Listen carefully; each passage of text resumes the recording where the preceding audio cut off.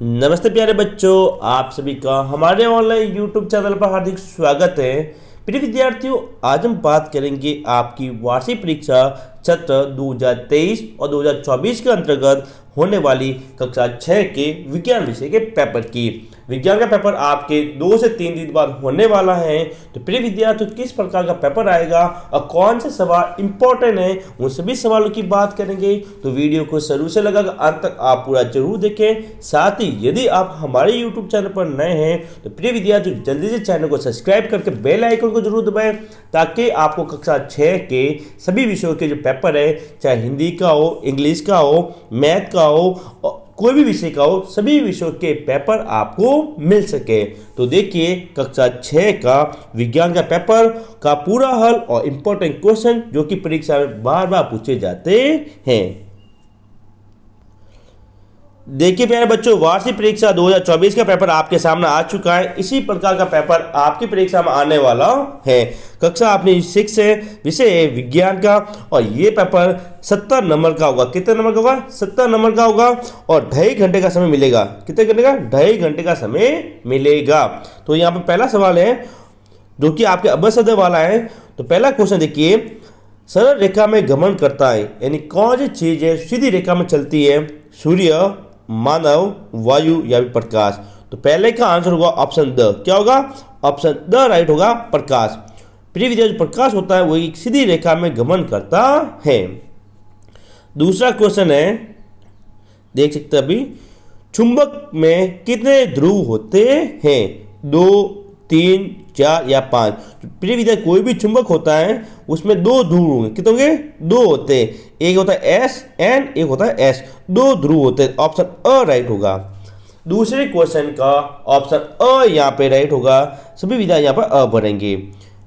प्रिय विद्यार्थियों, यदि आपको वीडियो अच्छा लगे तो वीडियो को लाइक करें, और आपकी कक्षा 6 के सभी जो दोस्त हैं उन सभी दोस्तों को ये वीडियो शेयर जरूर करें, ताकि वो भी इसकी तैयारी कर सकें। और चैनल को सब्सक्राइब करना न भूलें, ताकि आपको सारे विषयों के पेपर मिल सके।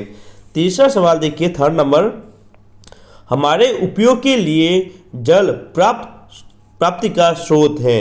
नदी, कुआं, तालाब या उपयुक्त सभी। तो हमें जो जल प्राप्त होगा वो नदी से भी होगा, कुओं से भी होता है, और तालाब। ऑप्शन द राइट होगा, उपयुक्त सभी।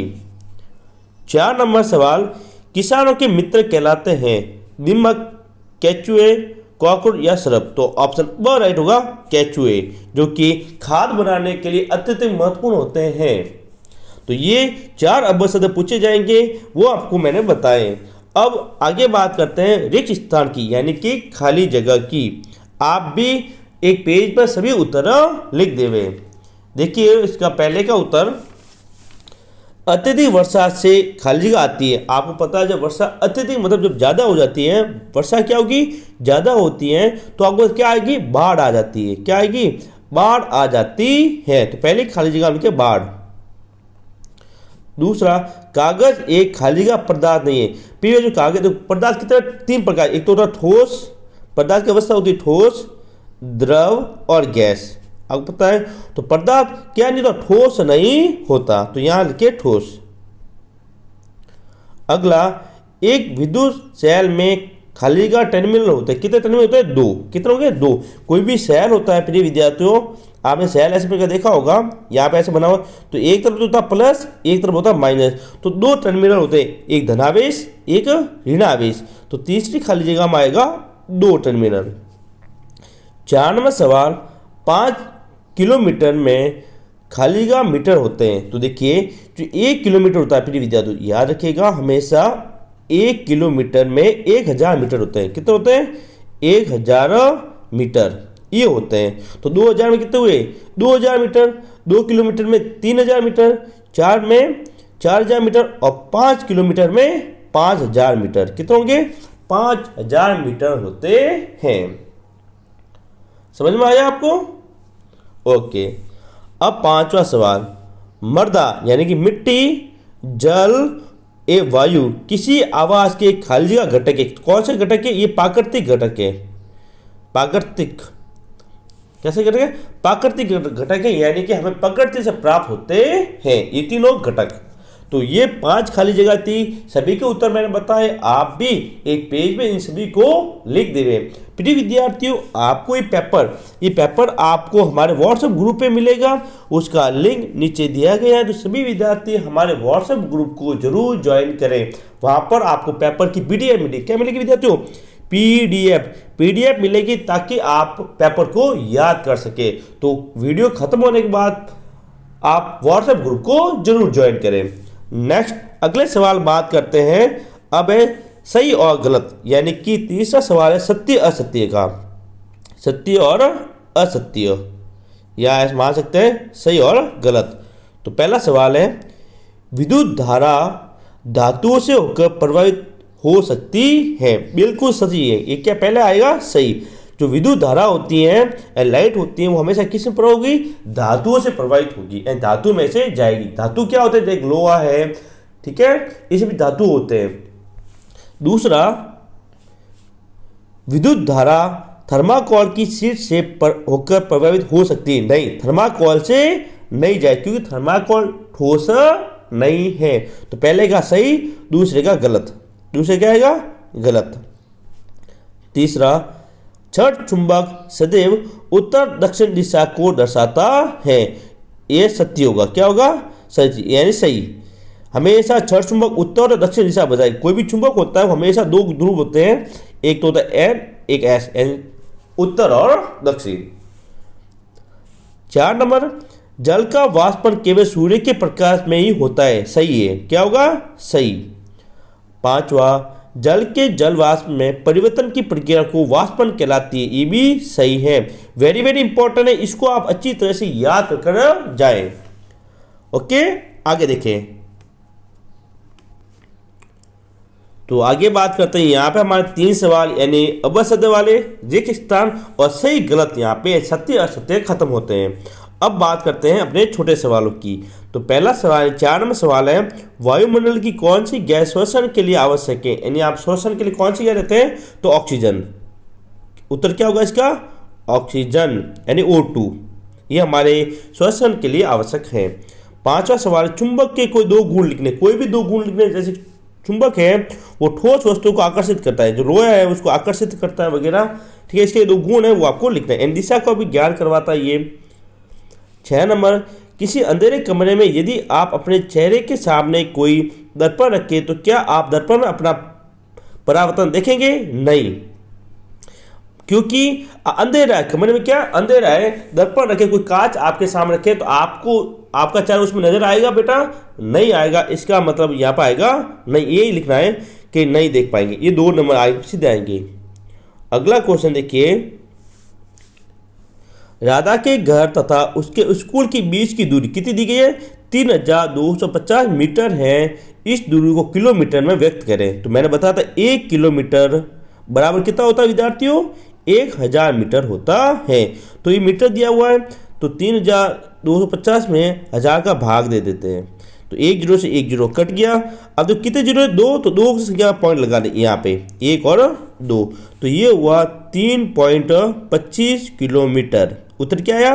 3.25 किलोमीटर दूर है। नेक्स्ट 8वां, किसी ऐसी निर्जीव वस्तु का उदाहरण दीजिए जिसमें सजीवों के 2 लक्षण दिखाई देते हैं। देखो, पहली बात ये, निर्जीव क्या होते हैं? जिसमें जान नहीं होती, जो गति नहीं कर सकते, गति नहीं कर सकते। सजीव जो वृद्धि करते हैं, श्वसन करते हैं, गति करते हैं, जैसे कि हम सजीव हैं। अब ऐसा उदाहरण बताना जो निर्जीव है लेकिन सजीव उसमें नजर आता, तो ऐसा एग्जाम इसका उत्तर होगा, वो होगा बादल। कौन है? बादल। देखो, बादल क्या है? निर्जीव है, लेकिन इसमें 2 गुण, एक तो क्या करते हैं? ये गति करते हैं। क्या करते हैं? गति करते हैं, और इसमें वृद्धि भी होती है। यानी छोटा बादल भी होता है और बड़ा बादल भी होता है, ठीक है। छोटा बादल बड़ा भी बन सकता है, बड़ा छोटा भी। तो आंसर होगा बादल। नेक्स्ट, 9 पग और कदम का उपयोग लंबाई के मानक मात्रक के रूप में क्यों नहीं किया जाता? देखो, जो पग और कदम होते हैं, दोनों के जो मापन होते हैं वो अलग अलग होते हैं। क्या होते हैं विद्यार्थियों? अलग अलग होते हैं, इसलिए मानक में या मात्रक में इन दोनों का प्रयोग नहीं किया जाता। नेक्स्ट, यहाँ पर आपको दिख रहा है कुछ आरेख, एक चित्र दिख रहा है। नीचे दर्शाए गए आरेख को पूरा कीजिए और बताइए कि बल्ब को दीप्तिमान करने के लिए तारों के स्वतंत्र सिरों को किस प्रकार जोड़ना चाहिए। देखो यहाँ पे एक सेल है, ये बल्ब, अब देखो इसको हम इस यहाँ से जोड़ेंगे और इस तार को यहाँ से जोड़ेंगे, तब बल्ब क्या होगा, जल जाएगा यानी जलेगा। ठीक है, तो आपको भैया एक चित्र कॉपी में बनाना है और इसको इसके जोड़ना है। तो ऐसा लिखना है कि हमने जो ये तार है इसको एक तो बल्ब से जोड़ा और एक तार को सेल से जोड़ा।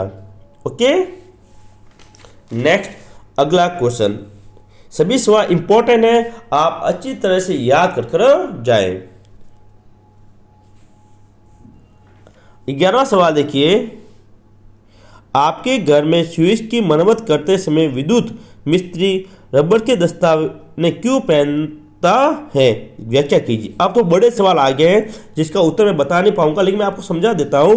देखो, स्विच ऑन करना, आपको घर में कोई लाइट का काम करता है तो मिस्त्री होता है वो रबड़ के दस्तावेज पहनता ताकि उसको करंट ना लगे। क्या नहीं लगे विद्यार्थियों, करंट नहीं लगे। 12वां, दिशा निर्धारण में कंपास का किस प्रकार प्रयोग किया जाता है। देखो, जो दिशा निर्देश जो समुद्र में जहाज जाती है वहां पर एक दिशा कंपास होता है, गोल बॉक्स होता है जहाँ पे एक एन एस लगा होता है, एक सुई लगी होती है। ठीक है ना, जो दिशा को बताती है, किसको बताती है, दिशा को बताती है, जो चुंबक के अनुसार काम करती है, चुंबक के रूप में काम करता है। ये इंपॉर्टेंट है, बार बार पक्का याद रखा जाए। 13वां, चश्मों के लेंस साफ करने के लिए लोग उस पर थूक मारते हैं तो लेंस भीग जाते हैं, लेंस क्यों भीग जाते हैं, समझाइए। 14वां, वायु के संगठन क्या क्या हो रहे हैं, यानी वायु किस किस से मिलकर बनी है। तो वायु में जो गैस है जैसे ऑक्सीजन है, कार्बन डाइऑक्साइड है, ठीक है, नाइट्रोजन है, जो भी गैसें हैं वो सभी गैसों को आपको लिखना पड़ेगा। 15वां, रुई का ढेर जल में क्यों सिकुड़ जाता है। 16वां सवाल, क्या आपके विचार में रासायनिक उर्वरक के स्थान पर अपेक्षा कंपोस्ट का उपयोग उत्तम होगा। बिल्कुल उत्तम होता है, क्योंकि रासायनिक उर्वरक मिट्टी को बंजर बनाते हैं, जबकि जो खाद होती है, कंपोस्ट होती है, जो मिट्टी की उर्वरता बढ़ा देते हैं। 17वां सवाल, चर्चा कीजिए। पहला, क्या कचरे का निपटान केवल सरकार का ही उत्तरदायित्व है। नहीं, ये हमारा भी उत्तरदायित्व है। दूसरा, क्या कचरे के निपटान से संबंधित समस्याओं को कम करना संभव है। बिल्कुल कम करना संभव है। 18वां सवाल, आप ये कैसे दिखाएंगे कि वायु जल में घुली होती है।